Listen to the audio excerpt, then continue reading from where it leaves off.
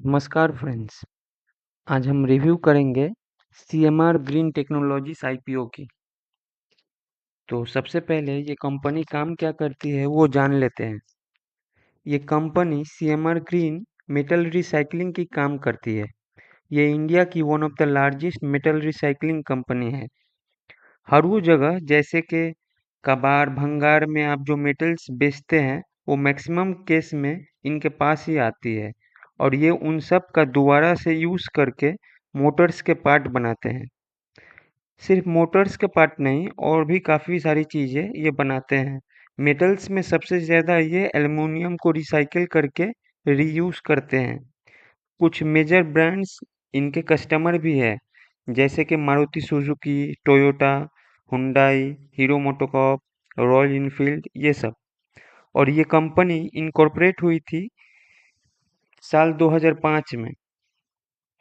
तो आशा करता हूँ मैं आपको समझा पाया हूँ कि ये कंपनी क्या काम करती है। अगर समझा पाया हूँ तो वीडियो को ज़रूर लाइक करें।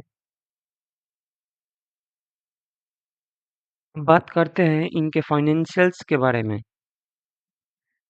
Total income year on year सब बढ़ा ही है। 6,291 crore last total income. Revenue भी सेम बढ़ा है।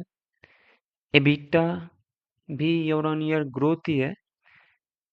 बस फाइनेंशियल ईयर 2023-2024 में ये डिप आया है, क्योंकि रॉ मटेरियल कॉस्ट और वन टाइम सेटलमेंट हुआ था इनका। एज पर आरएचपी इन्होंने जो बताया है वो मैं बता रहा हूँ। सेम प्रॉफिट आफ्टर टैक्स में भी ईयर ऑन ईयर ग्रोथ ही मिलेगा। बस 23-24 फाइनेंशियल ईयर में आपको डिप मिलेगा, क्योंकि रॉ मटेरियल कॉस्ट और वन टाइम सेटलमेंट के कारण इनका कुछ लॉस हो गया था। बोरोइंग्स ईयर ऑन ईयर बढ़ता ही गया है, और एसेट भी बढ़ा है। बोरोइंग्स थोड़ी सी नेगेटिव बात है, जो ईयर ऑन ईयर ग्रोथ हुआ है। बाकी एसेट भी ग्रोथ हुआ है, और नेटवर्थ भी इनका ईयर ऑन ईयर ग्रोथ में ही है। फाइनेंशियल ईयर 23-24 में नेटवर्थ थोड़ा कमा है, क्योंकि वो वन टाइम सेटलमेंट करना था, और रॉ मटेरियल कॉस्ट मिला के जो है, इसलिए इनका फाइनेंशियल ईयर 23-24 में नेटवर्थ कमा था। लेकिन उसके बाद से ग्रोथ है नेटवर्थ में। और प्रॉफिट मार्जिन देख लिया जाए तो फाइनेंशियल ईयर 22-23 में 1.7 का था, जो गिर गया था फाइनेंशियल ईयर 23-24 में 14%, और फिर धीरे धीरे वहाँ से ऊपर आया है। फाइनेंशियल ईयर 24-25 में ये था 2.32, और अभी ये करेंट है 2.59। इसका डेप्ट टू इक्विटी रेशियो है 0.6। थोड़ा सा डेप्ट कम कर लेते तो काफ़ी सही होता है इस आईपीओ से। लेकिन इस आईपीओ के मनी से ये कोई भी डेप्ट का पैसा पे नहीं करेंगे। आरओई है 10%, आरओसी 9.3, जो कि काफ़ी कम है, और रिटर्न ऑन नेट वर्थ है 24, जो कि ठीक ही है।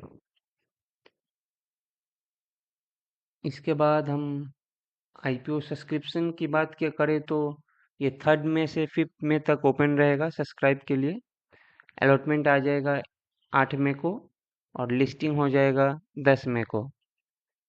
प्राइस बैंड है 180 टू 192। मैं आपको सजेस्ट करूंगा, अगर आप अप्लाई कर रहे हैं और आपके मिलने के चांस बढ़ाने हैं तो अपर प्राइस बैंड पे ही अप्लाई करें।